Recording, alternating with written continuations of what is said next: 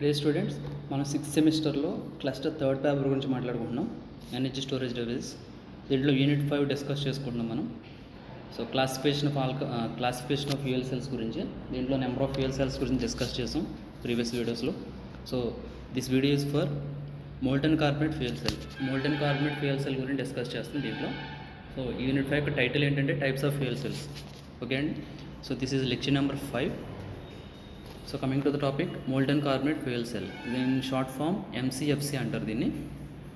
So molten carbonate fuel cells are high temperature fuel cells that operate at temperatures of 600 degrees and above. So ఈ fuel cells కూడా SOFC లాగా, solid oxide fuel cells లాగానే high టెంపరేచర్లో work అవుతాయి. 600 degrees centigrade above temperature దగ్గర work అవుతాయి. The molten carbonate fuel cell employs a molten mixer of alkali metal carbonates as the electrolyte and the carbonate ion acts as a charge carrier. So దీంట్లో electrolyte కింద దేన్ని ఉపయోగిస్తారంటే molten mixer of alkali metal carbonates. Alkali metal carbonates అంటే sodium or magnesium or పొటాషియంతో కలిగి ఉన్న carbonates, అంటే NaCO3 కానీ లేదా MgCO3 కానీ లేదా KCO3 కానీ ఇటువంటి ఆల్కలీ మెటల్ కార్బనేట్స్ని ఎలక్ట్రోలైట్ కింద ఉపయోగిస్తారు. సో మోల్టెన్ మిక్సర్ అంటే మీనింగ్ ఏంటంటే టెంపరేచర్ పెరిగే కొద్దీ వాటి యొక్క సాల్ట్ స్టేట్ నుంచి లిక్విడ్ స్టేట్లోకి మారుతాయి అన్నమాట. అవి ముందు సాల్ట్ స్టేట్లోనే ఉంటాయి, టెంపరేచర్ పెరిగేసరికి అంటే లిక్విడ్ ఎలక్ట్రోలైట్ కింద మారుతుంది ఇది. అండ్ ఇక్కడ ఈ మిక్సర్లో ఆల్కలీ మెటల్ కార్బనేట్ మిక్సర్లో CO3- అనేది కార్బనేట్ అయాను, ఇది ఛార్జ్ క్యారియర్ కింద యాక్ట్ చేస్తుంది. అంటే ఛార్జ్ క్యారియర్ అంటే త్రూ అవుట్ ది ఎలక్ట్రోలైట్ ఈ క్యారియర్ మూవ్ అవుతుంటుంది. సో మనం కొన్ని రకాల ఫ్యూయల్ సెల్స్ మాట్లాడుకున్నాం కదా, ఆ ప్రోటాన్ ఎక్స్చేంజ్ మెంబ్రేన్ ఫ్యూయల్ సెల్స్లో H+ అయాన్స్ మూవ్ అవుతుంటాయి between the electrodes through the electrolyte. H+ ions move అవుతూ ఎలక్ట్రాన్స్ ఏమో ఎక్స్టర్నల్ సర్క్యూట్ కూడా వెళ్తాయి. కానీ ఈ ఫ్యూయల్ సెల్స్లో CO3-2 అనే అయాను మూవ్ అవుతుంటుంది. ఓకేనండి. SOFCలో ఏమో ఆక్సిజన్ అయాన్ మూవ్ అవుతుంటుంది త్రూ అవుట్ ఎలక్ట్రోలైట్. వీటిని ఏమంటే ఛార్జ్ క్యారియర్స్ అంటారు. అంటే ఎలక్ట్రికల్ ఛార్జ్ ప్రొడ్యూస్ అవ్వడానికి కారణాలు అన్నమాట. ఇవి ఛార్జ్ క్యారియర్స్, ఇవి విత్ ఇన్ ద ఎలక్ట్రోలైట్ ఇవి మూవ్ అవుతాయి. ఓకే. ఈ యానోడ్ మెటీరియల్, క్యాథోడ్ మెటీరియల్ దేంతో తయారు చేయబడి ఉంటుందంటే, యానోడ్ దేంతో తయారు చేయబడి ఉంటుందంటే నికిల్ క్రోమియం లేదా నికిల్ అల్యూమినియం అలాయ్తో తయారు చేయబడి ఉంటుంది. అంటే నికిల్ అంటే ఇక్కడ క్యాటలిస్ట్, క్రోమియం అనేది ఒక మెటీరియల్. క్రోమియం మెటీరియల్ మీద నికిల్ కోటింగ్ వేసి ఉంటుంది ఒక ఎలక్ట్రోడ్ మీద, అదేంటంటే యానోడ్. లేదా నికిల్ అల్యూమినియం అలాయ్, ఆ విధమైన మెటీరియల్తో తయారు చేయబడి ఉంటుంది యానోడ్. క్యాథోడ్ అనేది నికిల్ ఆక్సైడ్తో తయారు చేయబడి ఉంటుంది ఈ రకమైన ఫ్యూయల్ సెల్స్లో. ఓకే, గుర్తుపెట్టుకోండి.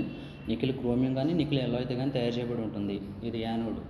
క్యాథోడ్ ఏంటంటే, క్యాథోడ్ మెటీరియల్ ఏంటంటే నికిల్ ఆక్సైడ్ మెటీరియల్. సో ఇక్కడ నికిల్ అనేది మెయిన్ ఏంటంటే క్యాటలిస్ట్, రేట్ ఆఫ్ రియాక్షన్ పెంచడం కోసం ఉపయోగపడుతుంది.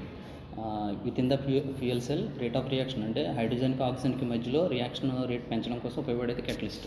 ఓకే అండి.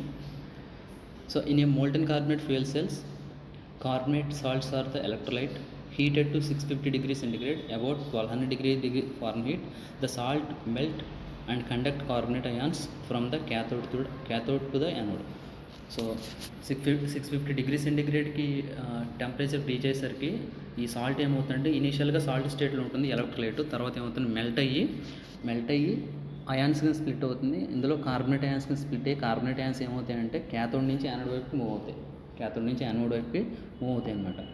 At the anode hydrogen reacts with the ions to produce water, carbon dioxide and electrons. So ఈ కార్బనేట్ అయాన్ క్యాథోడ్ నుంచి యానోడ్ వైపు వెళ్ళేటప్పుడు యానోడ్ దగ్గర ఎంటర్ అయ్యే ఫ్యూయల్ ఏంటంటే, ప్రతి ఫ్యూయల్ సెల్లోనూ యానోడ్ దగ్గర ఎంటర్ అయ్యే ఫ్యూయల్ ఏంటి, హైడ్రోజన్. సో హైడ్రోజన్ తోటి ఈ కార్బనేట్ అయాన్స్ రియాక్ట్ అయ్యి, అంటే ఇక్కడ రియాక్షన్ చూపిస్తున్నాను, at the anode 2H2 + 2CO3-2 gives rise to ఏమవుతుందంటే 2H2O + 2CO2 + 2 ఎలక్ట్రాన్స్. అంటే వాటర్ ఫామ్ చేస్తుంది అండ్ 2 CO2 మాలిక్యూల్స్ ఫామ్ అవుతాయి అండ్ 2 ఎలక్ట్రాన్స్ కూడా ఫామ్ అవుతాయి.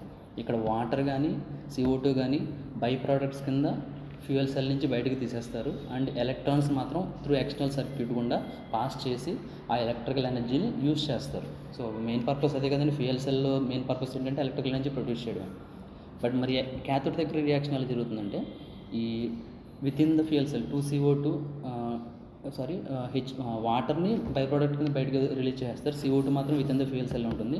ఈ కార్బన్ డైఆక్సైడ్ అనేది క్యాథోడ్ దగ్గరికి వెళ్ళి క్యాథోడ్ దగ్గర ఆక్సిజన్ను ప్లస్ ఎక్స్టర్నల్ సర్క్యూట్ గుండా యానోడ్ నుంచి క్యాథోడ్ వైపు వెళ్తున్న ఎలక్ట్రాన్స్ నుంచి ఫస్ట్ రియాక్షన్లో యానోడ్ దగ్గర క్రియేట్ అయిన ఎలక్ట్రాన్స్ ఎక్కడికి వెళ్తాయి, త్రూ ఎక్స్టర్నల్ సర్క్యూట్ క్యాథోడ్ వైపు వెళ్తాయి.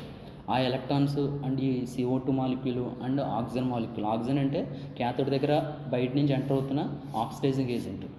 ఎందుకంటే ఈ హైడ్రోజన్ తోటి ఆక్సిడైజింగ్ ఏజెంట్ రియాక్ట్ అయితేనే ఎలక్ట్రిసిటీ ప్రొడక్షన్ జరుగుతుంది. ఓకేనండి. సో ఈ మూడు కలిసి ఏం ఫామ్ అవుతుందంటే మరలా కార్బనేట్ అయాన్స్ ఫామ్ అవుతాయి. మళ్ళీ కార్బనేట్ అయాన్స్ క్యాథోడ్ నుంచి యానోడ్ వైపు వెళ్తాయి. మళ్ళీ అక్కడ హైడ్రోజన్ బయట నుంచి పంపింగ్ చేస్తే కనుక హైడ్రోజన్తో మళ్ళీ రియాక్ట్ అయ్యి మళ్ళీ ఎలక్ట్రాన్స్ ప్రొడ్యూస్ చేస్తాయి. అలాగా కంటిన్యూస్గా హైడ్రోజన్ని పంపింగ్ చేస్తుంటే కనుక ఈ రియాక్షన్ జరుగుతుంటుంది. ఓకేనండి. ఓవరాల్ రియాక్షన్ ఏంటంటే ఏ ఫ్యూయల్ సెల్ అయినా సరే, at the anode hydrogen enters, at the cathode oxygen enters, and they are combined together and form a water. So by product కింద వాటర్ ఫామ్ అవుతుంది. ఇక్కడ CO2 ఫామ్ అవుతుంది చూడండి, గ్రీన్ హౌస్ గ్యాస్ ఒకటి form అవుతుంది ఈ ఫ్యూయల్ సెల్లో. But అంత టెంపరేచర్ దగ్గర వర్క్ అవుతుంది కాబట్టి CO2 వల్ల ప్రాబ్లం ఉండదు. ఓకే అండి. So this is the diagram of the molten carbonate fuel cell. ఇక్కడ చూడండి, కార్బన్ ట్రైఆక్సైడ్ అయాన్స్ లేదా CO3-2 అనొచ్చు, కార్బనేట్ అయాన్స్ అనొచ్చు వాటిని. అవి ఎక్కడి నుంచి ఎక్కడికి వెళ్తున్నాయండి? క్యాథోడ్ నుంచి యానోడ్ వైపు వెళ్తుంది. అక్కడ ఎవరితో రియాక్ట్ అవుతాయంటే హైడ్రోజన్ ఎంటర్ అవుతుంది. అక్కడ హైడ్రోజన్తో రియాక్ట్ అయ్యి వెయిట్ని బయటకు రిలీజ్ చేస్తుంది, ఎలక్ట్రాన్స్ని బయటకు రిలీజ్ చేస్తుంది. ఆ electrons through external circuit load గుండా క్యాథోడ్ వైపు ఎంటర్ అవుతాయి. ఆ క్యాథోడ్ దగ్గర గ్రీన్ కలర్లో ఉన్నది ఆక్సిజన్. ఈ ఆక్సిజన్ తోటి అండ్ ఈ లోపల ఫామ్ అయిన కార్బన్ డైఆక్సైడ్ కూడా ఉంటుంది. కార్బన్ డైఆక్సైడ్ కూడా రియాక్ట్ ఏం ఫామ్ చేస్తాయంటే మరలా కార్బనేట్ ట్రైఆక్సైడ్ అయాన్స్ ఫామ్ అవుతాయి. మళ్ళీ రియాక్ట్ హైడ్రోజన్ తోటి ఎలక్ట్రాన్స్ అండ్ వాటర్ కింద రిలీజ్ అయిపోతుంది. So this is the schematic diagram ఇది. ఓకే. నెక్స్ట్ అడ్వాంటేజెస్ చూడండి. Support spontaneous internal reforming of light hydrocarbon fuels. ఇది ఇంత హై టెంపరేచర్లో పనిచేస్తుంది కాబట్టి ఇంటర్నల్ రిఫార్మర్ ఉంటుందండి. ఇంటర్నల్ రిఫార్మర్ అంటే మీనింగ్ ఏంటంటే హైడ్రోకార్బన్స్ని అలౌ చేస్తుంది. అంటే ఫ్యూయల్ కింద హైడ్రోకార్బన్స్ని తీసుకుని దాని నుంచి హైడ్రోజన్ని ఎక్స్ట్రాక్ట్ చేసి హైడ్రోజన్ని బేసిక్ ఫ్యూయల్ కింద వాడుకుంటుంది అనమాట. బేసిక్ హైడ్రోకార్బన్స్ అంటే మీథేన్ అండి, CH4లో కార్బన్ కంటెంట్ ఉంటుంది, హైడ్రోజన్ కంటెంట్ ఉంటుంది. సో ఈ రెండింటి ఇంటర్నల్ రిఫార్మింగ్ అనే టెక్నాలజీ ఉంది. ఆ టెక్నాలజీ ఫ్యూయల్ సెల్లోని ఇన్బిల్ట్గా ఉంటుంది. ఆ టెక్నాలజీ బేస్ చేసుకుని కార్బన్ని హైడ్రోజన్ని సపరేట్ చేసి హైడ్రోజన్ని యాజ్ ఏ ఫ్యూయల్ కింద దాన్ని తీసుకుని ఈ ప్రాసెస్ చేస్తుంది. ఓకే. Internal reformer. ఎక్స్టర్నల్గా రిఫార్మర్ అవసరం లేదు. దీనికి ఇంత టెంపరేచర్లో పనిచేస్తుంది కాబట్టి ఆటోమేటిక్గా రిఫార్మ్ అయిపోతుంది. డైరెక్ట్గా హైడ్రోజన్ని తీసుకోగల ఫ్యూయల్ కింద మీథేన్ తీసుకున్నా సరే దాన్ని కార్బన్ హైడ్రోజన్ స్ప్లిట్ చేసి ఫ్యూయల్ కింద వర్క్ చేసుకుంటుంది. Generate high grade waste heat. So ఇంత టెంపరేచర్లో పనిచేస్తుంది కాబట్టి హై గ్రేడ్లో వేస్ట్ హీట్ని ప్రొడ్యూస్ చేస్తుంది. ఆ హీట్ని మనం ఉపయోగించుకోవచ్చు, వాటర్ని వేడి చేసుకోవడం కానీ లేదా ఎలక్ట్రిసిటీ మరలా ప్రొడ్యూస్ చేసుకోవడం కానీ చేసుకోవచ్చు. దాన్ని హ్యావ్ ఫాస్ట్ రియాక్షన్ కైనెటిక్స్. ఎక్కువ ఈ కెమికల్ రియాక్షన్ స్పీడ్గా జరుగుతుంది, హై ఎఫిషియన్సీ ఉంటుంది, do not need noble metal catalyst.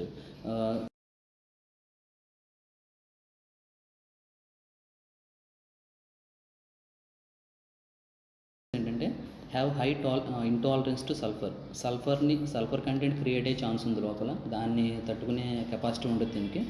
Liquid electrolyte introduces handling problems. Salt నుంచి లిక్విడ్ స్టేట్లోకి మారిన ఈ ఆల్కలీ మెటల్ కార్బోనేట్ ఎలక్ట్రోలైట్ కొంచెం హ్యాండ్లింగ్ ప్రాబ్లమ్స్ క్రియేట్ చేస్తుంది. దాన్ని హ్యాండిల్ చేయడం కొంచెం కష్టమవుతుంది. Require considerable warm up period.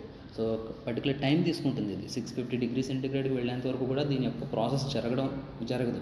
అప్పటి వరకు కూడా ఎలక్ట్రిసిటీ ప్రొడక్షన్ జరగదు కాబట్టి కొంత టైం తీసుకుంటుంది. వేడెక్కిన తర్వాత ఇది కొన్ని డ్రాబ్యాక్స్ ఇవి. అండ్ అప్లికేషన్స్ ఏంటంటే డిస్ట్రిబ్యూటెడ్ పవర్ ప్లాంట్స్లో ఉపయోగిస్తుంటుంది. ఓవరాల్గా అన్ని ఫ్యూయల్ సెల్స్ కూడా ట్రాన్స్పోర్టేషన్ కానీ పవర్ ప్లాంట్స్లో కానీ లేదా ఇంకొక స్టేషనరీ అప్లికేషన్స్లో కానీ ఉపయోగిస్తుంటారు. ఇలాగే ఇది కూడా డిస్ట్రిబ్యూటెడ్ పవర్ ప్లాంట్స్లో ఉపయోగిస్తారు. ఓకేనండి. So this is all about molten carbonate fuel cell. Dear students, welcome to online classes ABN and PRR college of science, department of physics. మన 6th సెమిస్టర్లో ఫిజిక్స్ క్లస్టర్ 3rd పేపర్ గురించి మాట్లాడుకుంటున్నాం, energy storage devices. So this is unit 5. So title వచ్చేసి types of fuel cells. So ఈ వీడియోలో topic ఏంటంటే solid oxide fuel cell గురించి మాట్లాడుకుంటున్నాం. This is lecture number 6.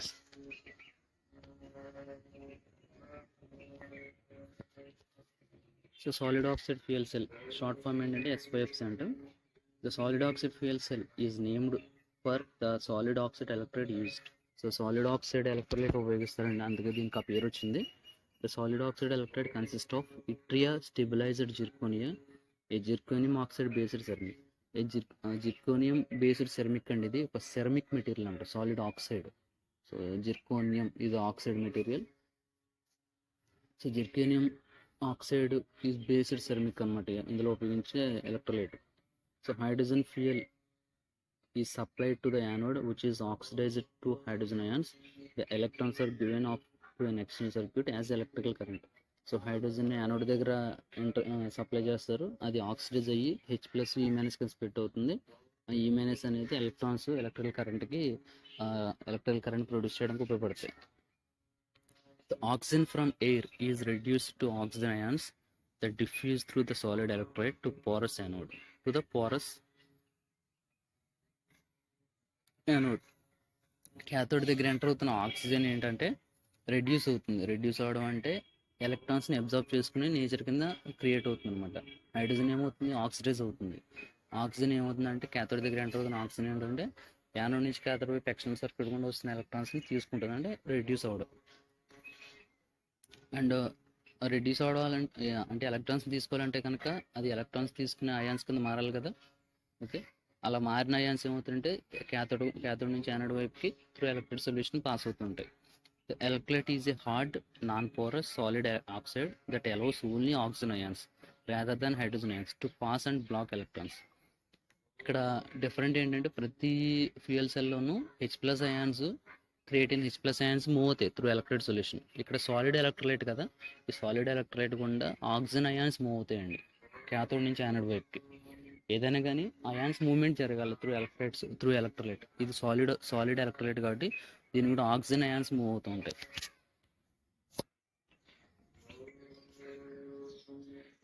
A traditional SPFC must be operated at high temperatures 800 degrees to 1000 degrees centigrade to achieve reasonable conduction of the oxygen ions.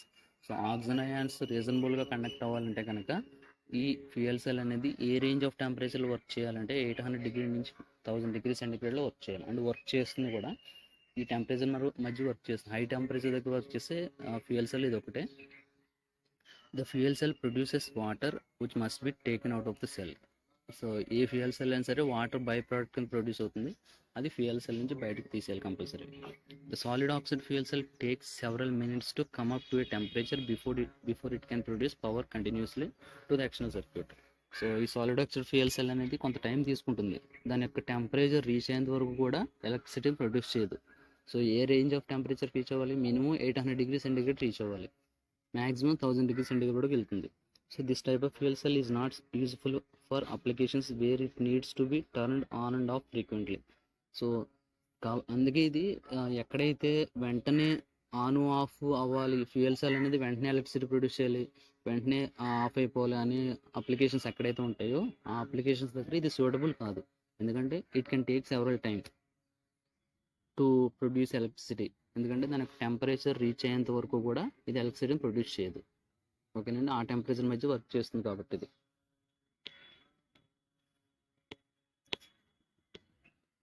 It also produces large amount of heat in the electrochemical reaction and this heat must be removed from the fuel cell to ensure that it operate safely. So ఇంత టెంపరేచర్లో work చేస్తుంది కాబట్టి so much of హీట్ని కూడా produce చేస్తుంది.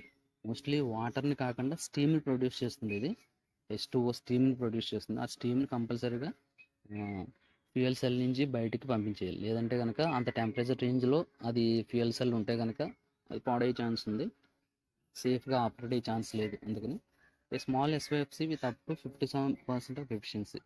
ఒక చిన్న solid oxide fuel సెల్ని తీసుకుంటే కనుక దాని ఎఫిషియన్సీ అంటే 57%. So this is the basic diagram. చూడండి, ఇక్కడ డిఫరెన్స్ అబ్జర్వ్ చేయండి.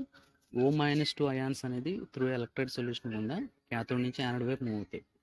సో హైడ్రోజన్ అనేది H ప్లస్ కింద ఈ మైనస్ కింద స్ప్లిట్ అయిన తర్వాత హైడ్రోజన్ మూవ్ అవ్వలేదు. ఈ సాలిడ్ మెంబ్రెయిన్ గుండా సాలిడ్ ఆక్సైడ్ మెంబ్రెయిన్ కూడా మూవ్ అవుతాయి. ఏది మూవ్ అవుతాయి అంటే ఆక్సిజన్ అయాన్స్ మూవ్ అవుతాయి. సో ఏదేమైనా కానీ through electric solution ions move అవుతాయి, ఎలక్ట్రాన్స్ మాత్రం త్రూ ఎక్స్టర్నల్ సర్క్యూట్ వెళ్తాయి. ఓకేనండి. సో అడ్వాంటేజెస్ చూద్దాం. An advantage of the SPFC is the solid electrolyte, which does not require a pump to circulate the hot electrolyte as in some other fuels, and fuel is reformed internally. So ఇది solid electrolyte కాబట్టి liquid electrolyte use ఏం అవసరం లేదు. And ఇది high టెంపరేచర్లో work చేస్తుంది కాబట్టి reformer కూడా అవసరం లేదు. రిఫార్మర్ అంటే మీనింగ్ ఏంటంటే ఇన్ కేస్ ప్యూర్ హైడ్రోజన్ దొరకలేని సందర్భంలో మీథేన్ ఉపయోగించుకొని మీథేన్ని కార్బన్ కింద హైడ్రోజన్ స్ప్లిట్ చేసి ఆ హైడ్రోజన్ ఫ్యూయల్ కింద ఉపయోగించుకునే ఛాన్స్ ఉంది. దీనికి ఇంటర్నల్ రిఫార్మర్ ఉంటుంది, ఎందుకంటే ఈ టెంపరేచర్లో రేంజ్లో పనిచేస్తున్నట్టు ఇంటర్నల్ రిఫార్మర్ ఉంటుంది. In addition, SYFCs do not require the expensive platinum catalyst that is needed in other fuel cells. So, ఈ ఫ్యూయల్ సెల్కి catalyst అవసరం లేదు. The SYFC tolerates sulfur in fuels better than other fuel cells, has a resistance to carbon buildup and is not poisoned by carbon monoxide.